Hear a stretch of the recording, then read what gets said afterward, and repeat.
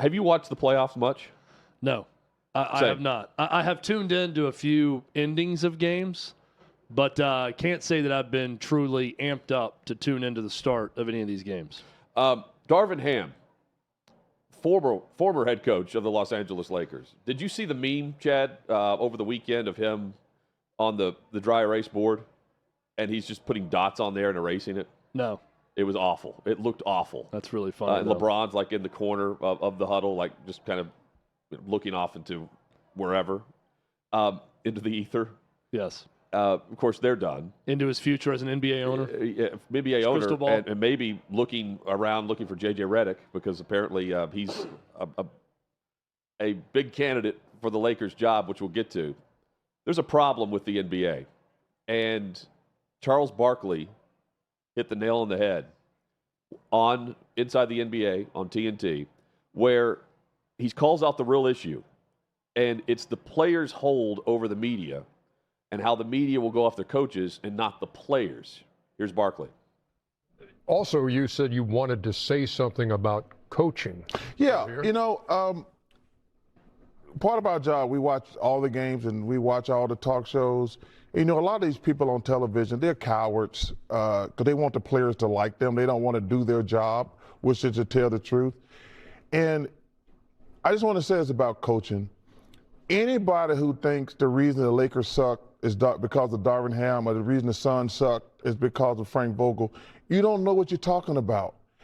Frank Vogel is a hell of a coach. Darvin Ham is a hell of a coach trying to get his career started. But for all you punks, idiots, and jackasses on other networks who want to be media and who want all the players to like y'all, do your damn job. The Lakers suck and the Suns suck because of the players. It has nothing to do with the coaches.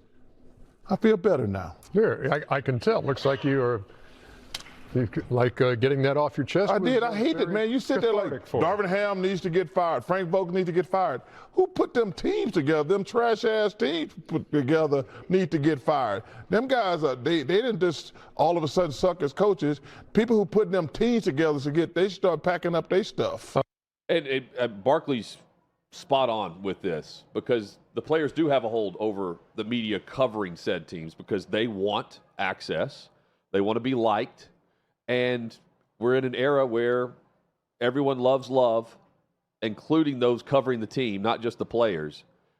And all of the attention this time of year, if you suck, is pointed at the coach because the star player is more or less the head coach, the general manager, and in some cases runs the team.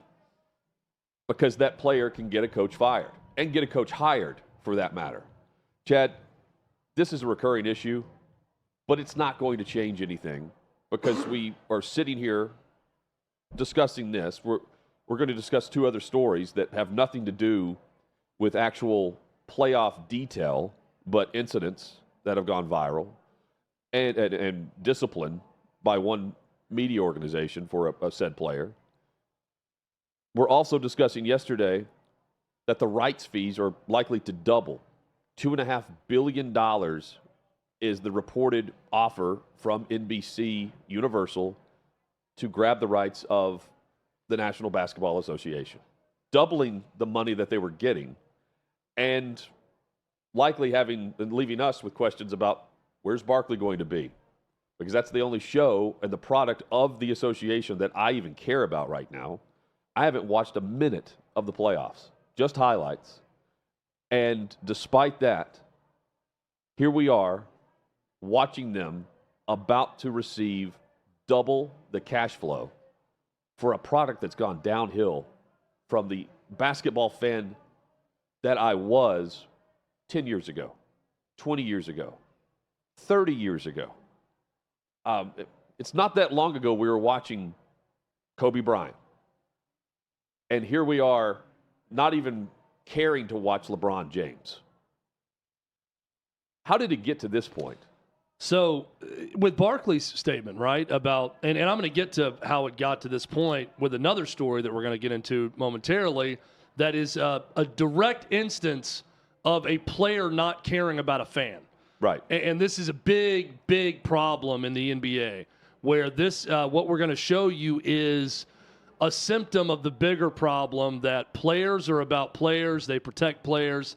They don't even care about their own fans. In fact, not only do they not care about their own fans, they have a certain disdain for their own fans. What Charles Barkley is talking about is this just player-on-player worship that happens. Former players always going to blame the coach or the owner or the front office or unruly fans or the market they're in or whatever, and very rarely blame the players. Why? They want something out of it. Example A, J.J. Redick, who we just talked about. Dude wants to be a coach. Dude wants to coach NBA players.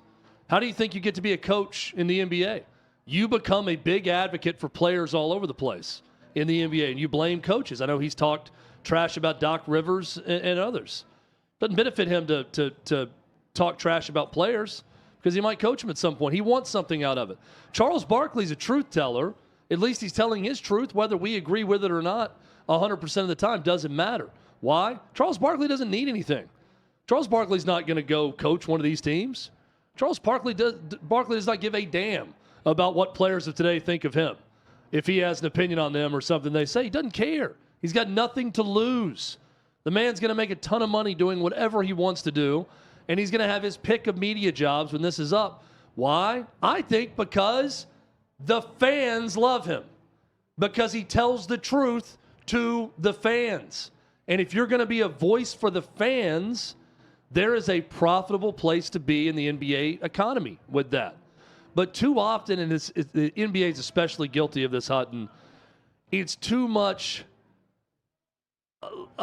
leech-like behavior. Well, back and forth between player and media, where it's very parasitic. It is. I think, and they want to be liked by the players. The players want the media to respect them. They want them to listen to their podcast. It's all just back and forth and not any honest dialogue. And the diehard fans of the NBA, those that are the most vocal on social media, I would argue they kind of like this too.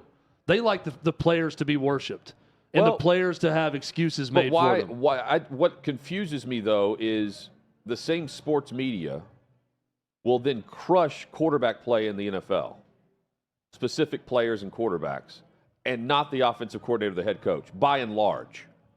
It's not on Kyle Shanahan, it's Trey Lance's issue. It's the opposite of what we see in the NBA. And that's what's so confusing about it, is it takes effort to go to this length to actually not blame anything on the players and how bad they were. Phoenix loading up with all the vets. They're swept by the Timberwolves. They were the 6th seed. Shouldn't have been. Certainly with LeBron and company, we were discussing yesterday. Why would you want to bring back LeBron and invest all of that around a player that is going to be 40 years old, and they're likely, I say likely because I think it happens, to draft Bronny James if LeBron wants him to, right? It's a very different approach to how we, as a general sports media, cover the NFL. And I can't figure out where the line of separation is because of that. It's confusing. I feel like Charles Barkley wanted to say it or was almost going to say it but didn't, when he just flat out said, the Lakers suck because the players suck. Yeah. That it's not Darvin Ham's fault. He didn't forget how to coach. It's a player problem. That's a LeBron James problem. He is the GM and the leader of the Lakers. On the court, off the court, everything, right? So ultimately, he is the leader. He's the problem.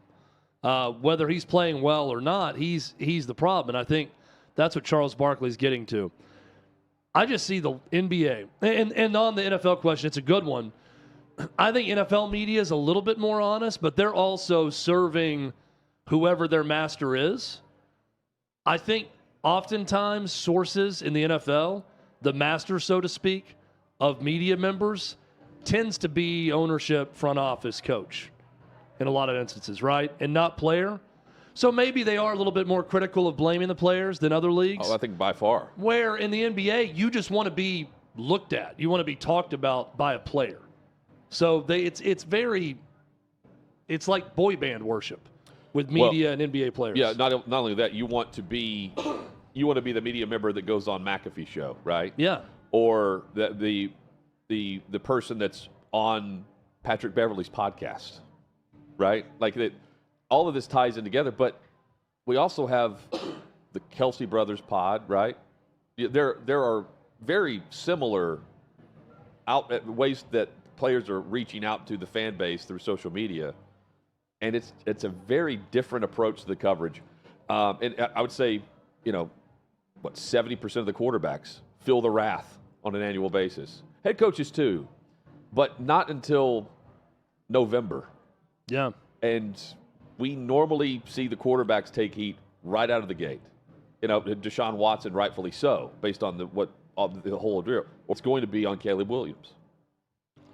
Well, and it should be. It should be that, right? I mean, right, it's, right. But I'm saying I'm not complaining about how that is covered, but what Barkley's saying doesn't really happen in other leagues, professional leagues. I still think, going back to why is the NFL successful? Sure, the quarterbacks are who we know, and they're on commercials, and we talk about them more.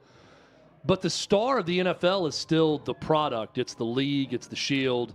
It's the individual brands. It's guys hidden behind helmets oftentimes that spark this incredible passion amongst sports viewers and diehard fans alike every Thursday, Sunday, Monday, right? That's what the star is. The NBA is totally reliant on their own stars in any given era. So it is a star vehicle. The NBA is not the star. The New Orleans Pelicans brand is not the star. Right. Zion Williamson is the star. The Milwaukee Bucks logo, their shield, is not a star. Giannis is a star. So they are reliant on whoever their stars are at any time. So it's different that way. But it's worse. I think from a fan perspective, it's worse. I think the NFL, they don't always get it right either, but no, they don't. More often than not, because the owners have a lot more of the power and the teams and the league have a lot more power, I think that typically turns out a little bit better for the fan. And in the NBA, I think it's far out of whack the other way. And that's why fans are losing interest in the league. Well, the association. The association. Why is LeBron James backing J.J. Redick? Because they have a podcast venture that just started up, Mind the Game. And LeBron has great influence on what the Lakers end up doing. You could tell, just going back to Darvin Ham and the viral clip that was going out of just him trying to draw up a play, that it looked like Tetris almost, just lined up down the baseline. And LeBron's just not interested, right? The ball's going to go to him anyway. He's not interested. Redick's interested in coaching. He's interviewed for several jobs, most recently the Charlotte Hornets. And, of course, he's going to interview with the Los Angeles Lakers if he's interviewed with the Charlotte Hornets. And LeBron clearly would sign off on it. He's already involved in a business with the guy. And it was Dave McMenamin who went on Dan Patrick and had this to say about Redick being a real candidate for the head coaching job. LeBron's opinion is certainly weighed by Rob Pelinka when he goes about doing his business. He calls him a stakeholder. That's the GM calling LeBron a stakeholder. It's not just because LeBron puts a rubber stamp on a guy that the Lakers are automatically going to ink them to become the new guy running the sidelines, but certainly his influence matters. And also, the Lakers are a glamour franchise. They like themselves to be considered that way. You would get a guy with some cachet with J.J. Redick if you were to pull him off the number one broadcast team on ESPN and ABC. J.J. is certainly a real candidate if they do open up the coaching search, and they have, by the way. But there will be a process there. There are several viable candidates. I mean, he's not saying that without knowing that J.J. Redick is the next head coach of the Los Angeles Lakers. Yeah, they love a star, but what they love more than anything else is a buddy. LeBron James is hiring someone to be his buddy, not his coach. Right. And again, it all falls back on LeBron. LeBron runs that franchise right now. So any failure they've had since their last championship in 2020 in the bubble falls on LeBron James.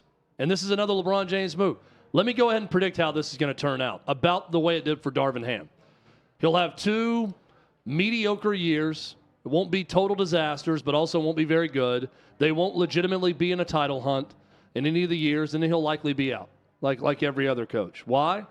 Because he's not a coach. He's a friend. As Bob Sugar said in Jerry Maguire, this ain't show friends, this is show business. Yep. It's show friends in L.A., baby. It's all about who you know. And, hey, if people know J.J. Redick, and most importantly, if LeBron knows J.J. Redick and likes him, he's good enough to be the coach here for the Lakers when really he's just his buddy. But it's all about who you know with every franchise, though. Because what the 25 highest paid NBA players, if you go down the list, all of them would be able to fire the head coach if they wanted them fired, right? I mean, that's my assumption. I mean, you could do that with New Orleans. You could do that in Memphis. You certainly could do it in L.A. with LeBron. But it's not what – I mean, you could do that with Kawhi Leonard, with the Clippers. I mean, Rudy Gobert is making $41 million a season. Most of the time, yes. But I will also argue that some of the franchises we think about that have an identity or have had success in the past, those are ones that are very much coach-run, that have that identity. I think about Greg Popovich and all of his success with the Spurs. I think about Eric Spoelstra in Miami through different eras and different players. But even after there's a benefit to actually having, a coach. But even after that the runs Bucks things. won, the Bucks were on top of the league. They fired their coach. Sure, and they haven't been back since. But I mean, it was certainly Giannis had something to do with that. No, I totally agree. But I'm saying that's the owners allowing that to happen, and the players deciding, well, I don't like a guy, so I want him out. Right. And I understand the owners are going to feel pressured. Well, this guy brings more people into the building than our coach, so we got to side with him. But the whole structure is out of whack. I mean, you got Fred VanVleet making $40 million a year. Now, so I'm gonna compare this to the New England Patriots with Bill Belichick and Tom Brady and how it can get out of whack the other way. I'm finishing up the dynasty. Finally, I got back to it. I'm in the final episode. And episode 9 is Breaking Point, and it shows where Brady and Belichick really started to split. This is the most on the record I've ever heard Brady about his dislike of Bill Belichick and what started to go wrong. And it was really after that comeback against the Falcons that Brady was awesome, right? And they came back and beat them in the Super Bowl. 28-3. Starting the next year, 2017 was that year. It was very clear that Tom Brady had decided he's never going to appreciate me. He's never going to thank me. He's never going to praise me in public. So I don't really care about his rules anymore. I'm going to do what I want. I'm going to bring Alex Guerrero around more often. I'm going to go to Tokyo and do a football clinic during minicamp and workouts. I'm going to be more outspoken. I'm going to do more commercials. I'm going to do all this because he doesn't really appreciate me anyways. I'm going to do what I want. And that felt like a personal attack to Bill Belichick. And Bill Belichick's ego did cost him in New England. There's no doubt about it. In that, they get into Malcolm Butler sitting in the Super Bowl. And Malcolm Butler's a big part of it. And he says, to this day, I have no idea. And everyone in the organization. We've talked with Malcolm about this. We have, both on the air and off air about it. And he really doesn't. And everyone Malcolm's in that a great dude, organization, by the way. Danny Amendola is a part of it. And he left after that. And on camera, he says, I think Bill Belichick cost the Patriots a Super Bowl by doing that, by letting pettiness, a personal problem. And we don't even know really what it was. He said, all we hear is apparently there was something personal that Bill Belichick had against Malcolm Butler leading up to the Super Bowl. He was like late to a meeting or something. And he decided not to play him. Yeah. But they're even claiming that there was nothing like that he was late or missed curfew or any of that. No one. They're just rumors, but there's nothing confirmed at all. Nothing confirmed at all. But the ego, right? Like he's already being challenged by his quarterback, that his quarterback is saying, I'm too big for this stuff now. I've been here long enough. You don't appreciate me anyways. And his ego is, and I mean, there were guys, Gronk was on camera saying that year was miserable, that everyone walked around on edge because it was like your parents are fighting. Brady and Belichick hated each other, and they showed some scenes of Belichick trying to talk to Brady before a game, and Brady just walking away before he can get done coaching him and talking to him about something. And Robert Kraft was in the middle of it, trying to be the in-between. Trying to be the peacemaker. Kraft's a big part of it, too. But I say all this to say, think about that in the NBA and how quick it would just be if there was the Tom Brady of the NBA and the head coach never said anything good about the Tom Brady of the NBA and the Tom Brady of the NBA hated that coach and went to ownership, what would happen? That coach would be fired immediately But Yeah. instead, Robert Kraft, who's been very successful as an owner, said, hey, I value the coach and I value the quarterback. Let's get both of you together in my home and see if we can figure this out. And they were able to play for 2 more years with each other. You know, he played for the Patriots after that for 2 more seasons, but it was never the same. So And that was mainly because of Belichick's ego. according to Seth Wickersham, after the Butler's benching, I'm saying.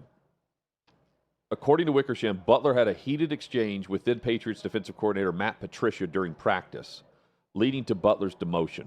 Patricia was not happy with Butler's effort on the practice field and let the corner know, let him know it, which led to the blowout. Which led to the blowout between the two. And there's a quote. Oh, the quote was, at the team party after New England's loss, Butler responded to teammates asking why he was benched by saying, "These dudes," referring to the coaches, these MFers, in Wickersham's book. Anyway, that's... Well, and Butler, I mean, he's on camera in this. He's bawling in the national anthem knowing he's not going to play. Yeah. Because he was told right before the game he wasn't going to play. And he says on camera now in this Apple documentary, still to this day, I've not been told why. He said, I knew I was out. And it showed also, if you remember, he posted on Instagram or something, goodbye, New England, thanks for the memories, this and that. After that game, signed with the Titans that offseason.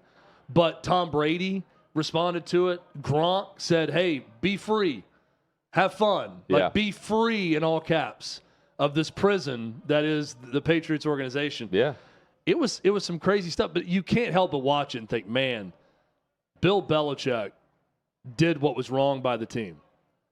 And Josh McDaniels didn't really hold back. He kind of said, I don't know why.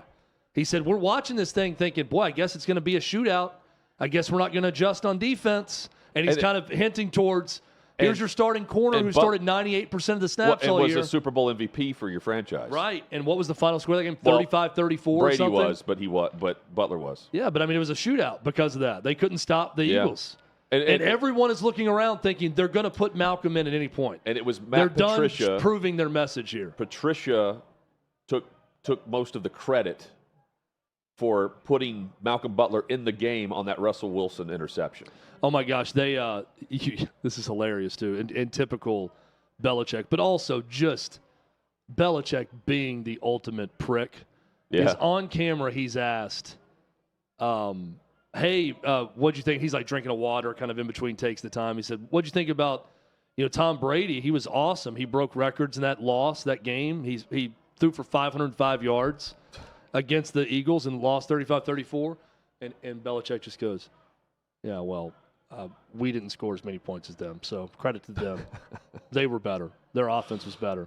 Basically, Brady, you broke all these records, but it's your fault that the other team prepared and did a better job because they scored a lot of points too on your defense, Bill, without Malcolm Butler that you set. And he was asked directly on camera, he said, why did you sit him? And he said, we've already talked about this. And then the guy said, we haven't talked about it on camera, and I haven't asked you directly. So why did you sit him?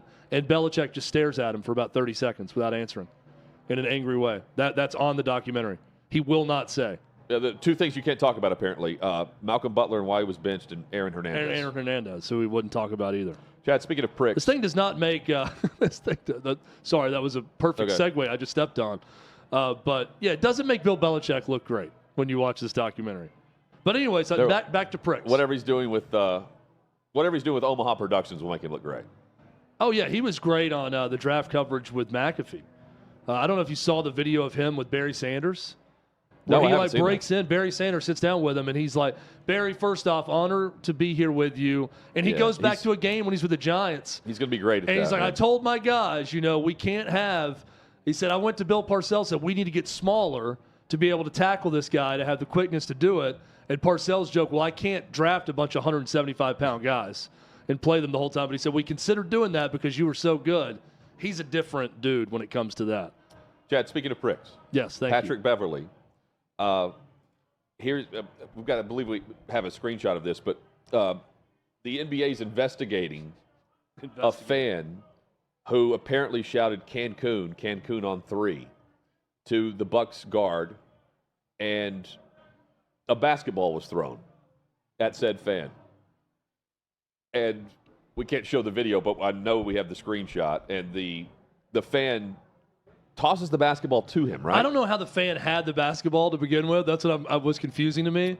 But it's like he's got a ball that he was going to get signed, or they just went behind the bench. Bounced there, and he threw it to Patrick Beverley. And he's kind of looking at him like, hey, man, you want it? Cancun on 3, or I'm guessing.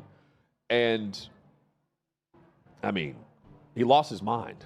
Yeah, the fan is kind of given the, hey, do you want it? You want it? Yeah. And he just casually passed it to him, and Beverley gets it and fires it right at the end of the game. Right back at the fan and throws it at him. So then post-game, Beverley is in a media scrum, and an ESPN producer is asking him a question along with other media members, and this is how Beverley responds to her. Here. Oh, excuse me, I'm sorry. Yeah. Before I finish. Yeah. You subscribe to my pod? Do I subscribe to you? I do not. So you can't interview me then. No Okay, disrespect. Well, Jamal is here. You subscribe? Okay, cool. Yeah. That's cool. Again, there were a couple times within a bucket or two. In previous games, y'all have been able to kind of get over that hump, or maybe. Was it anything they did in particular, or was it just one of those where the bucket didn't go down, there wasn't the stop, they made one? What kind of prevented that you all from being able to get over, kind of like you have in the past? You'll move that mic, please, or just get out the circle, please, for me, please, ma'am. If you're not subscribed to my pod, I appreciate it. Thank you. So this is the entitlement that. No disrespect, but let me disrespect Get that mic you. out of my face. But let me disrespect you now. So following this disrespect of an ESPN producer, he's been. Is that who that was? An ESPN producer? Yes, because in fact, her name is Melinda Adams. I love how she just said, but I don't, but Jamal does. Like she knows that whoever she's working with Who is does subscribed. subscribe to the Pat Oh, Bev well, pod. then that's cool. Jamal can do it. Melinda Adams, who shows respect in a social media post, says, I want to thank everyone for their kind words and support. I'm humbled. Patrick Beverley just called me and apologized. I appreciate it and accept it. The Bucks also reached out to apologize. I've been in news for over 40 years, and kindness and grace always win. That's from Melinda Adams. In response to Melinda Adams has been in news for over 40 years, that woman we just saw? That's what she says. She looks terrific. What's her skin regimen? That's what I want to know. Orange County. I need to get on that thing. I don't know. Goodness gracious. She's like 62? I mean, did she start in high school, out of college? 40 years? Did she start? Is she talking about her elementary school paper? Maybe. That she started in 40 years ago? Like, I got to really dig into this. That did not look like a woman who'd been in news for 40 years. No, it doesn't. That I saw in the background. background. She says her bio. It looked like Diana Rossini that was behind it. Maybe she was there too. Melinda Adams, right? Rachel Nichols.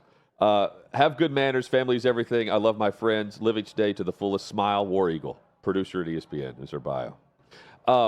Okay, she's a little older than I thought. ESPN, Chad, has banned Still looks great. Patrick Beverley from future ESPN appearances. He was a regular on First Take with Stephen A. Smith. Not any longer.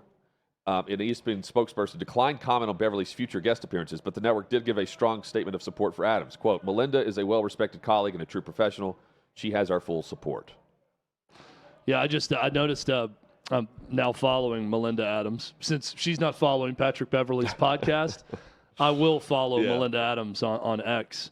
How about that? Are you following my pod? It's a post from Molly McGrath, who says, thank you for making everyone around you better, Mama Melinda. Okay. You are adored for good reason. It's a picture with her with Melinda Adams. And now I can see Melinda Adams, is definitely more of a stately figure, I would say, as a producer for ESPN. But she handled that far better than I would, with way more grace.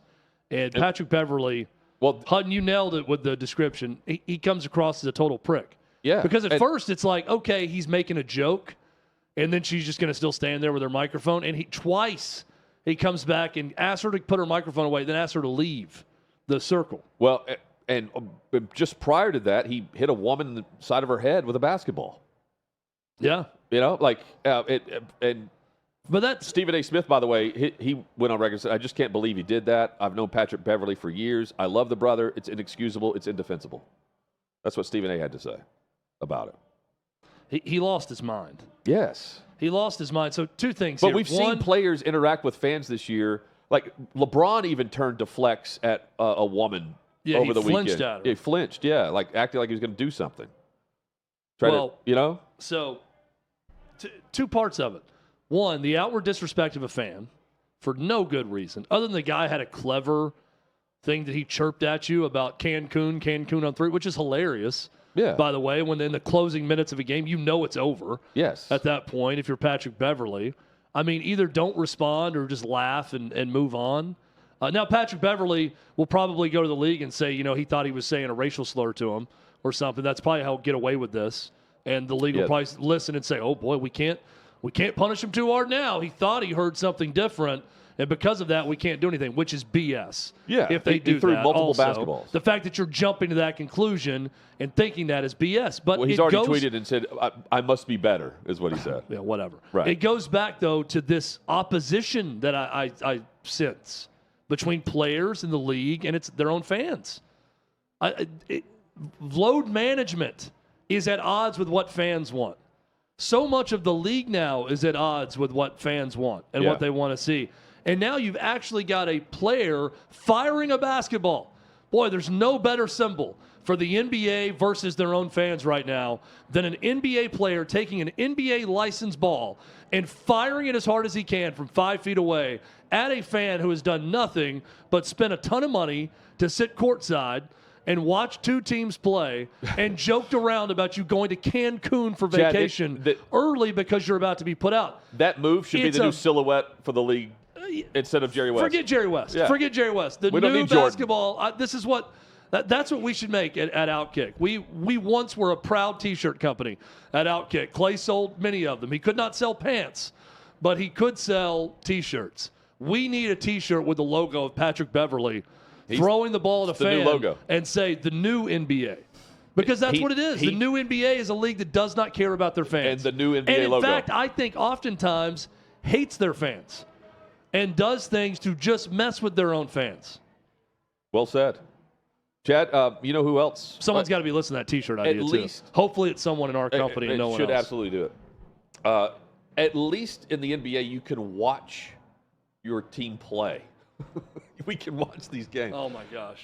The regional sports networks, Chad, in Major League Baseball, in hockey right now, playoffs going on, local networks where you can still watch your broadcast team call the NHL playoffs. Not anymore. Can't do it anymore. Not if you're a Comcast subscriber, at least. Right. What's going on here? And is there any remedy anytime soon? So there's not any remedy for the old Major League Baseball model of the regional sports network and making a ton of money off those regional sports networks for cable, for local distribution, right, of the team's games. It's not going to happen. Now, will Nesson continue to be a thing with the Red Sox? Yes. Will the Yes Network be a thing for the Yes? For the Yankees, yes. They will be a thing. Yes, yes, yes. But the model that needs to happen, and I feel crazy saying this because I'm all for competition. I'm all for a variety of broadcasts, a lot of different people getting a piece of the pie and everything else. I'm for that up to an extent. And the extent is when you want to watch your favorite Major League Baseball team and you can't, even when you live close to that team. It should not be this difficult in 2024 to watch a major sporting event in one of the biggest leagues in the world, and you want to watch it and you want to pay for it legally. You should be able to do that. Rob Manfred said this after last season. Quote, "The distribution may be smaller going forward, and we're going to put with it that digital option that gives people more flexibility, more reach, and is better for fans overall." Let me read that last part one more time, coming off this Patrick Beverley story. More reach and is better for fans overall. He is spot on right. If Major League Baseball decided to partner with Apple or Amazon or make their own distribution network with MLB TV and offer packages of $100 to $300 for the season to watch your team to fans, and they put it in a template that it's going to be broadcast on that streaming service every time, no blackouts, that's way better for the fan. Way better. You know what it's not better for? The teams right now that make a ton of money off regional sports networks and off their TV deal. The Yankees, the Dodgers, the Red Sox, the Cubs, the teams that tend to spend more money than others. They do not want this because what I'm talking about is better for the fans In Hutton, it's better for the small market teams.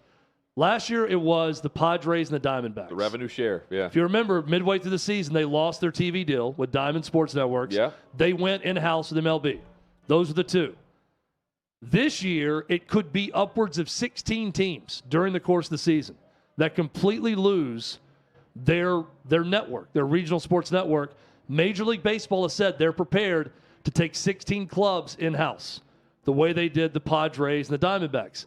The next two to watch out for, Guardians, Rangers. In the next couple of weeks, they could lose their deal with Diamond Sports. So these are things to watch, but I want to hurry up and get to the point where we can just see the games There's with got to no be problems. some breach of contract that's gone. Like, we've been sitting here seeing this happen for a long time now, right? Well, the breach of contract is happening with Diamond Sports Well, in the league. I know, but so like, the league is just forfeiting them. Yes, but I'm saying like they've been allowing the broadcast to continue for a while. Yeah.